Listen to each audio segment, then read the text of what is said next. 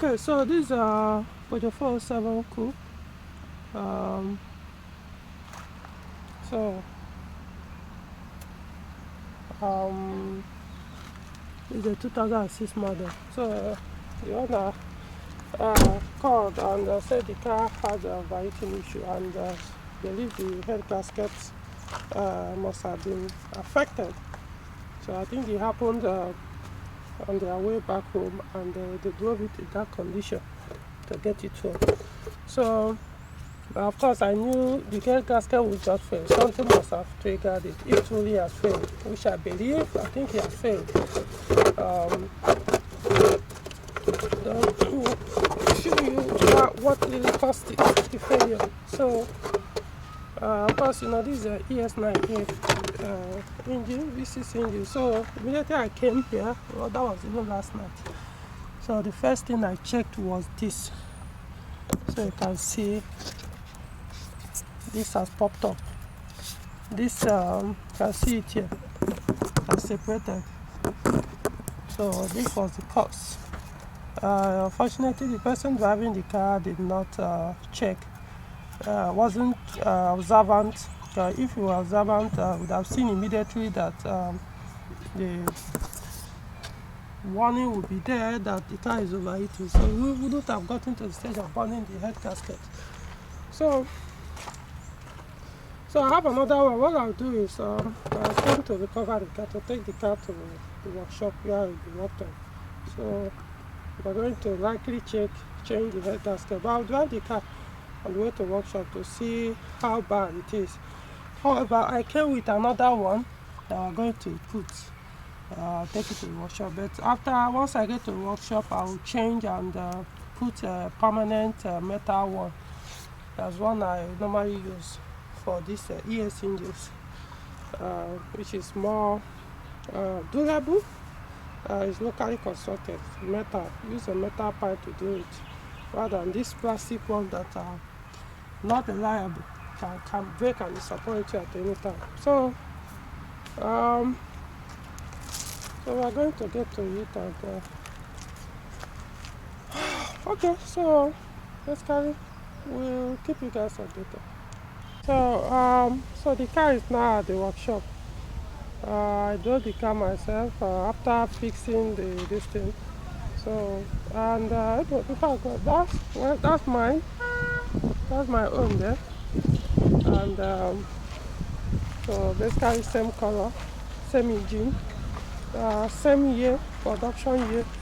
The difference is mine is no longer automatic. Okay, so let me show you this.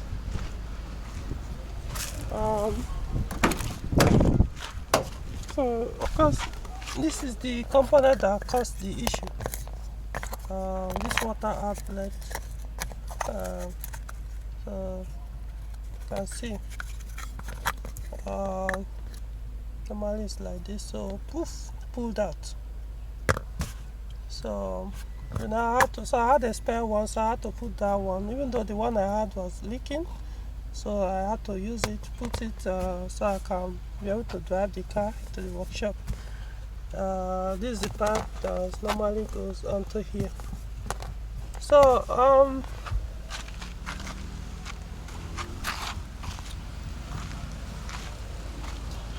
when the car engine door is misfiring, cylinder 6, I've scanned the vehicle, it's showing cylinder 6 is misfiring.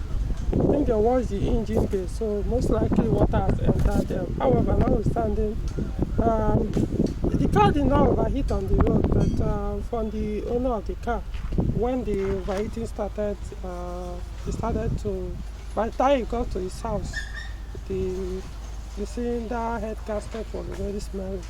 Of course, an experienced driver who have had that experience will know when the cylinder head gasket has burnt. So according to the man, the gasket was badly smelling.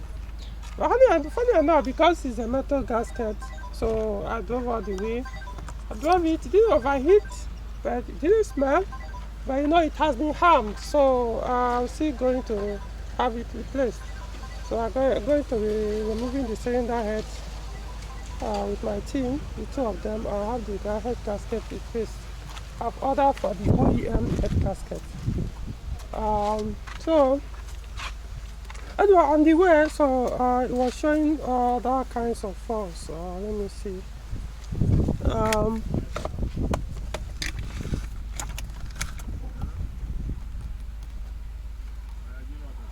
So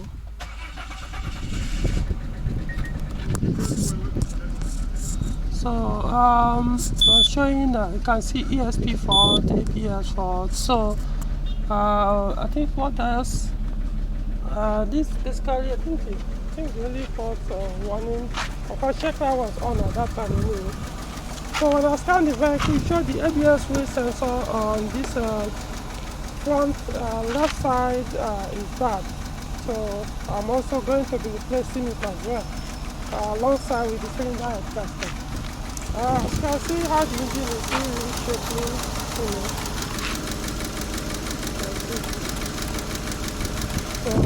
So it's fire from the cylinder 6. I don't know what the cause is, but it's not a big deal for this engine. Because of course I use ES9A engine, will tell you that. So I'm going to, so work is going to start on the cylinder head, and we'll start with the cylinder head replacement. Then before we start the vehicle, we'll now change the wheel ABS sensor. And I don't think I remember any other issue, serious issue that needs attention. Anyway, at least I will need the car to be running well before I can now check every other system properly to see if there's any other thing that needs to be sorted out. According to the owner, he asked me to anything I find faulty, I should have it fixed, as he's willing to pay. So we'll see how it goes. He also talked about the dashboard. You see, it's not. You can see it's leather. This is a GT version. I believe it's a GT 47 coupe version. They usually come with this color of leather on the dashboard. So what I'm going to do is I'm going to polish it for him with my dashboard polish. So polish it with quality distance so that including here, and probably this one I'll use my seat leather polish. So this one I started fading, packing.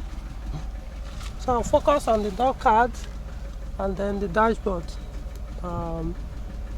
So we'll see how it goes. I'll do my best to fix the car, not just the current issue, as in the main issue, which is the head gasket. So fix what I could and get everything at least to the point where the man will be able to enjoy the vehicle. Okay, so we'll see. Keep you guys updated. Okay, update. So the cylinder heads have been removed. Let me show you. So this is bank 2. The cylinder head for bank 2, and this is cylinder head for bank 1. So so these are the old this is bank 1 head gasket, and this is bank 2 head gasket.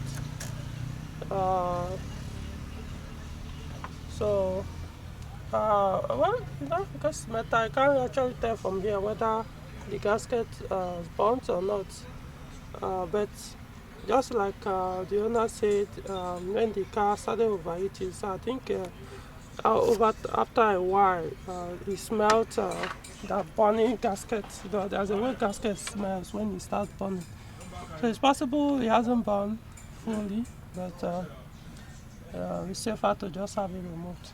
I'll still give it to keep it, you know, because once you metal gasket, you can actually still reuse it if actually it's still good in future. So this is the new one.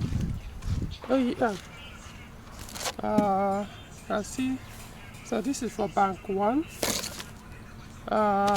Then this is a different panel, but this is for bank 2.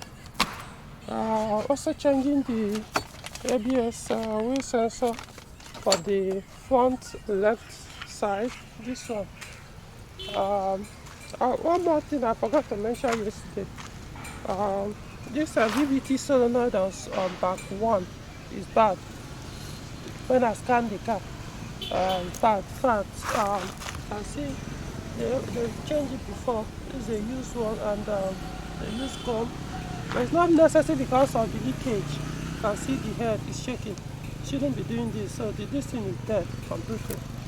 So I'm going to change it, whether new or used. The other one, the bank 1, bank 2 is still okay. This one is okay. The VVT solenoid on bank 2. Okay, so the work will continue. Here another thing is the water pump is bad. When we removed the cylinder, we now saw that it was leaking, seriously leaking. So we're getting a new one. Meanwhile, the catalytic converter on the bank 1 has been removed. It's not there. Later I'll check the bank 2 to know if it's there or not. Okay, so just I guess so far. Oh, by the way, remember this thing that was broken? This is the one I put to go and cover the vehicle to the workshop. So done metal. This is what I normally do. So this will serve permanent purpose solution. This is not like permanent solution for it. I normally use metal. Just give a welder, consult something like this, and that is it. Sometimes after doing it, it might start leaking from here where they joined it, Of course, you use water first to warm the engine, so that if you see any leakage, you remove it. They see where that place. Once the leakage stops, becomes stays like this, basically for good. Unless if you are not using coolant, it might rust. Okay, so keep you guys updated. So like I mentioned earlier that while bringing the car to the workshop, that the car was misfiring. So we'll be able to see the cause of the misfire. Originally I was thinking probably it could be the ignition coil or something, but one of my team now pointed it out. They returned the cylinder head of that bank 2, so we could now see that the valve sitting, this is the exhaust, one of the two exhaust valve sitting pulled out. As you can see, it's not supposed to be out. Like this cylinder 6, this cylinder 5. You can see this one. I don't know if the video can show it, but you can see it's open. But this one, the valves sitting pulled off with the valve. So because of that, this cylinder will not work properly, because this valve will stay shut, basically. So I have to take it to the technician, people that grind the cylinder head. If they look at it, they see if they can push back the valve sitting. I won't know really until the person will ascertain the true condition, if something that can still be fixed, which I believe can. So because of that, we're now going to grind the cylinder head. Just after the two of them. So I'll look at everything to be sure they are intact before I mount it back. Well, so far that's the progress. Oh, by the way, we checked the catalytic converter. The front one is not there, but the rear one, the catalytic converter is still intact. I checked, so that one is confirmed. So, keep you guys updated. So, the cylinder head has been grinded, and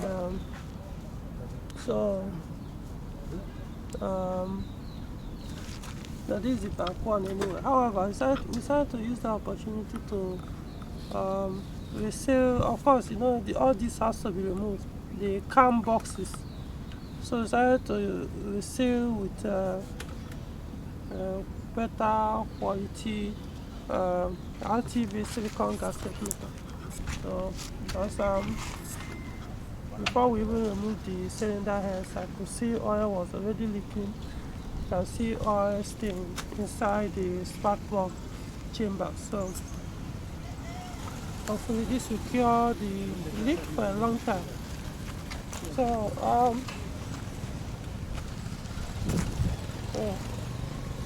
this is the bank 2 cylinder head. So same was applied here. The RTV silicone gasket maker.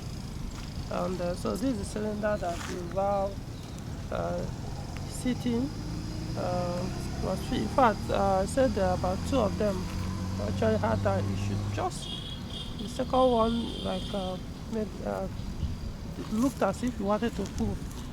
So that has been sorted out. Okay, so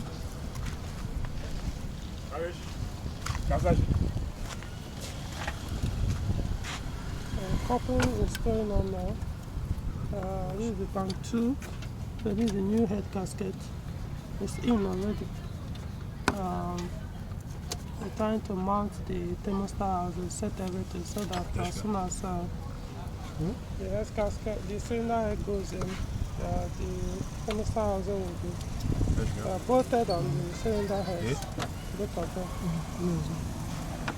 Okay, so I think what is it for now? This one, the one I talked about, well, this is the one that is good. This is the bad one. So then to replace it, this one, I've been able to find a seller that has a new one. So I'm going to get it tomorrow. Alright. So the cylinder head, the 2 cylinder heads are now back on the engine with the new head gaskets. So of course we not put the timing belt. So I just wanted to update. So this is the DVT cylinder that is good. So this is the one we need to put. We're going to get the new solenoid and carry it again. Okay, so what continues? Okay, so we mounted everything back now and we want to start the car for the first time. Of course, we not mounted the radiator. This is the radiator here, so we want to start. This is a new head gasket, so we don't need water or coolant on the engine yet. So start it running for a few seconds and then see. Okay, so let's see, you can start. So this is the first crank of the engine after the changing of the air gasket.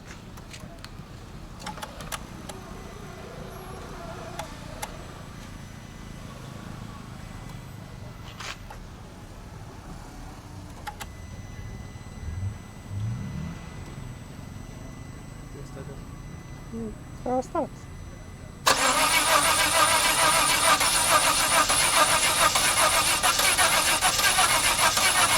Hold on. Breaking it. Start. Crack.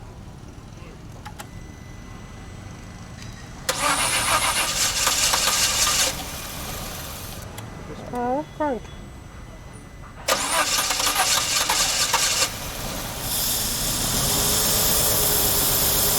Okay. So the engine is running now.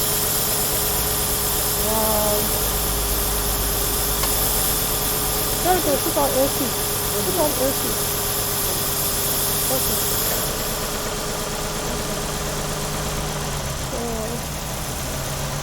Let it run for a while. See how it stabilizes. I expect to bring us smoke. So the engine has not gotten hot.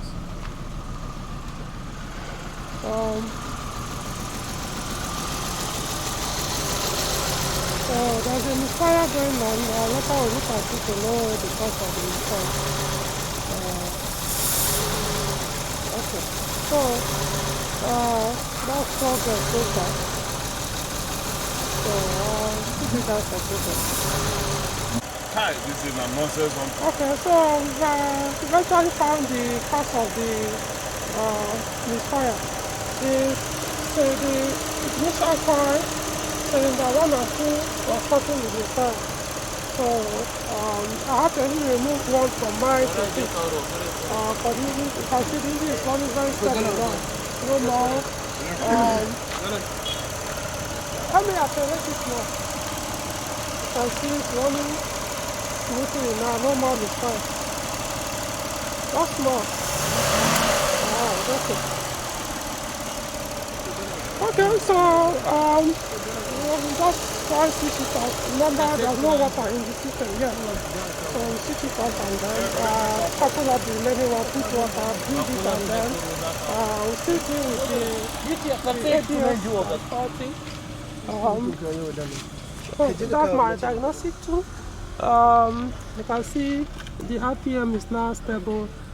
So the ABS fault is still there. I'll deal with it later. And this one I flashing light is the travel sensor, the suspension travel sensor that's causing this headlight warning blink light.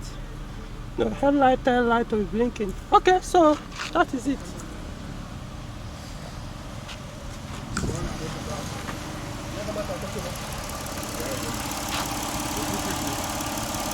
So we mounted everything back and sorted out the ABS warning, changed the ABS sensor, and so everything is now back in shape. Replaced the VVT cylinder that was making noise, that was not working, wanted to put another one, a used good one. I wanted to get a new one, but ordered it, it didn't come on time. So I decided to get a used one that is good and put. Depending when the new one comes in, probably I'll just keep that one.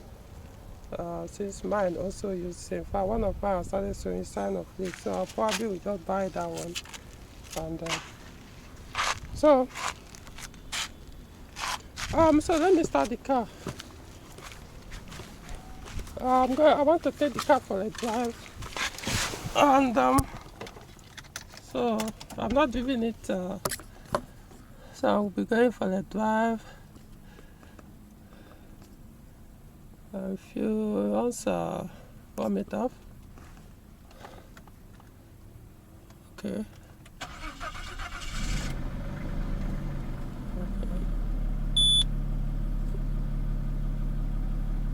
So no more ABS warning and the rest. Okay. Remember this is the way we change the ABS ring sensor. So you can see the engine is now very quiet. You can feel, you can hardly feel any vibration. Keep a cup of water, it will stay silent on the engine. That's how smooth the engine runs now. So I'll be taking it for a drive. Let's see, I'll set the mileage. I don't think, probably I'll do maybe like 10 kilometers drive or so. Because I'll be going to deliver the car to the owner today. I need to watch the car, have it delivered. So it's reading 41 kilometers, so I'm going to reset it. Let's see.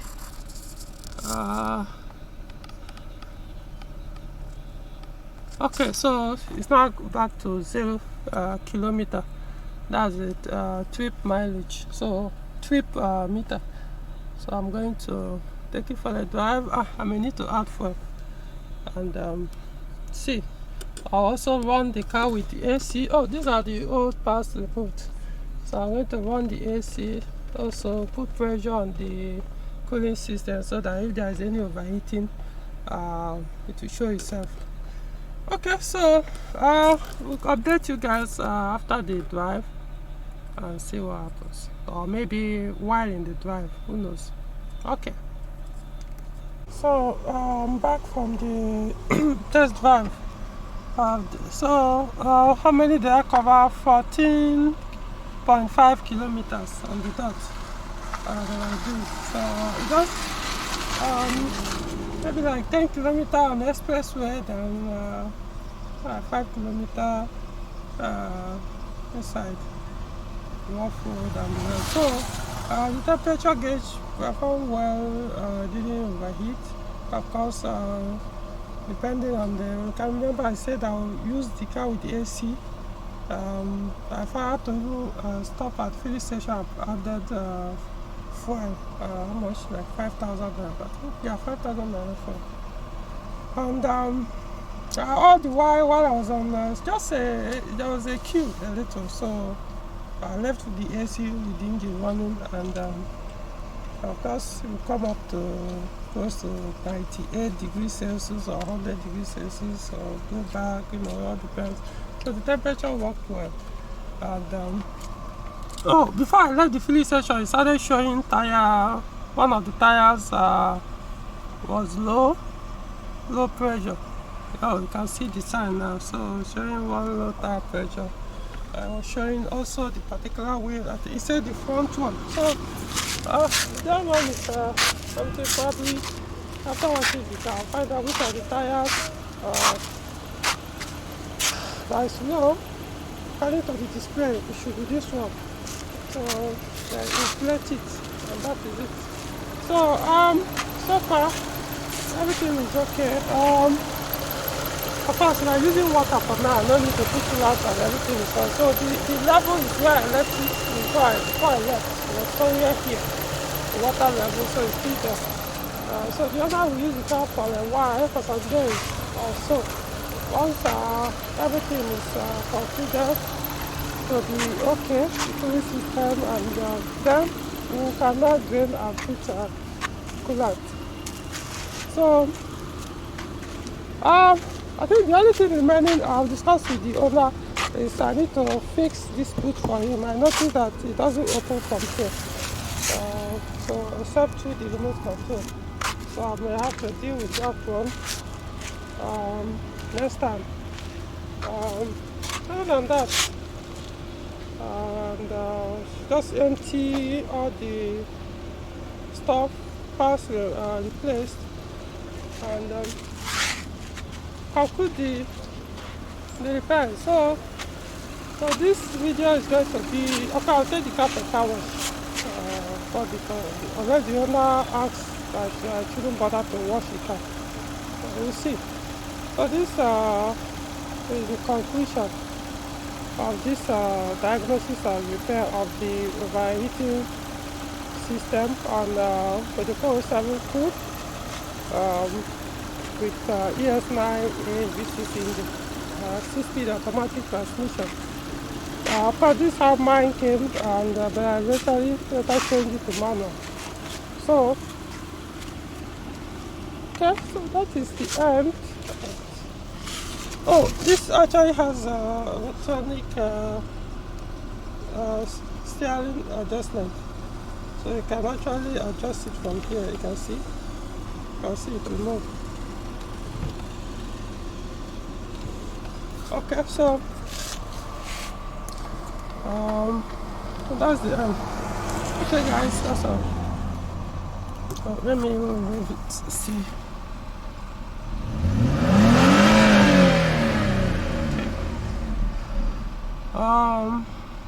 Well, that went well. So I forgot to mention the catalytic converter, the bank one is still absent, so one of the things I'll deal with next time. Take off the car for repairs. I need to put another catalyst there, because it makes the car engine. Now I say the engine, the exhaust too loud than it should. Also, of course, we increase the consumption, fuel consumption.